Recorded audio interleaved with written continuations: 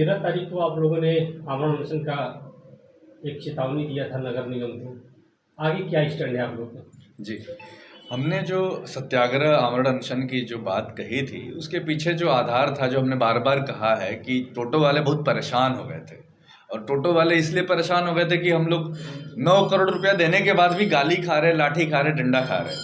9 करोड़ रुपए नगर निगम को देना एक बहुत बड़ा रकम है, ठीक है। बदले में क्या मिल रहा, तो हमें सत्याग्रह करने के लिए विवश होना पड़ा था।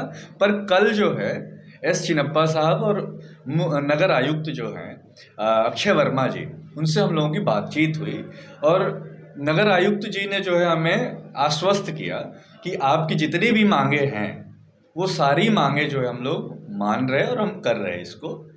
अभी जो आचार संहिता में हमारी लिमिटेशन है, क्या हम कर सकते हैं, तो हमने ये कहा कि आप जो है जितने स्टैंड, जितने स्थल हैं, उन पे टोटो वालों के लिए टोटो का स्थान जो है साफ कर दीजिए कि यहाँ टोटो वाले खड़े हों। और जब तक पार्किंग और स्टैंड सारे नहीं बन जाते समुचित, क्योंकि 25,000 टोटो हैं तो वो कहाँ खड़े होंगे, तो उनके लिए आप समुचित व्यवस्था करिए। अगर आप उस समुचित व्यवस्था करने के बाद अगर टोटो कहीं आपके अनुशासन को, नियम को नहीं मानते हैं, कानून व्यवस्था को नहीं मानते, तब आप चालान कटते हैं तो हमें कोई दुख नहीं है इस बात का, क्योंकि वही कानून व्यवस्था तो बनाई जानी चाहिए।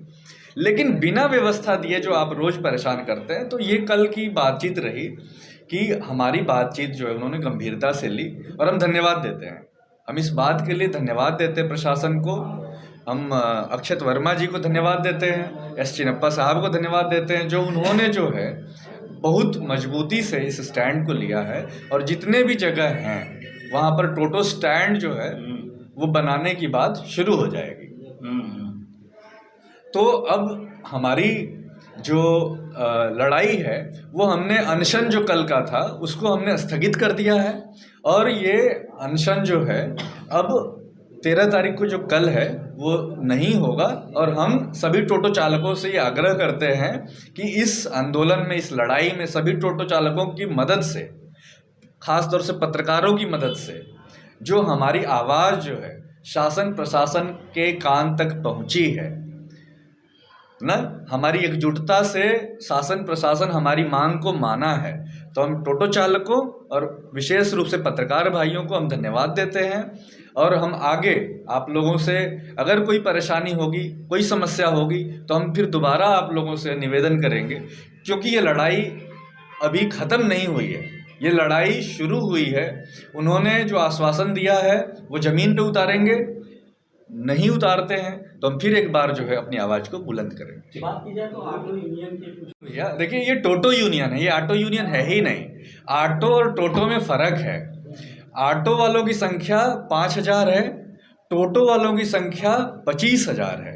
और ये झगड़ा नहीं है। मैं एक बात कहूँ, कोई विरोध कर रहा है या कोई कुछ कह रहा है, वो उनका अधिकार है, लोकतांत्रिक अधिकार। कोई विरोध कर सकता है, कोई आरोप लगा सकता है, वो करे, ठीक है, उसको हम कोई आलोचना भी नहीं कर रहे। पर हमारा सवाल है कि एक गरीब आदमी 300 रुपये किराए पे टोटो लेके चलता है, ठीक है भैया, 100 रुपये 120 रुपये की चार्जिंग करवाता है उस टोटो का।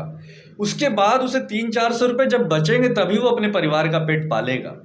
उसके ऊपर अगर आपने स्टैंड नहीं दिया, व्यवस्था नहीं दी, तो वो अपना बच्चे की फीस कैसे भरेगा, अपना घर का चूल्हा कैसे जलाएगा। तो ये बड़ा तकलीफ वाला मामला है ये मामला जो है। और साथ में फिर दोबारा कह रहे हैं कि हम लोग सिर्फ टोटो वाले 9 करोड़ रुपए सिर्फ 10 रुपए की पर्ची के हिसाब से 9 करोड़ रुपए साल का नगर निगम को देते हैं। 2.5 लाख रुपए प्रतिदिन का नगर निगम को देते हैं। 75 लाख रुपए प्रति माह नगर निगम को देते हैं। हमारी आवाज़, हमारी बात जरूरी है।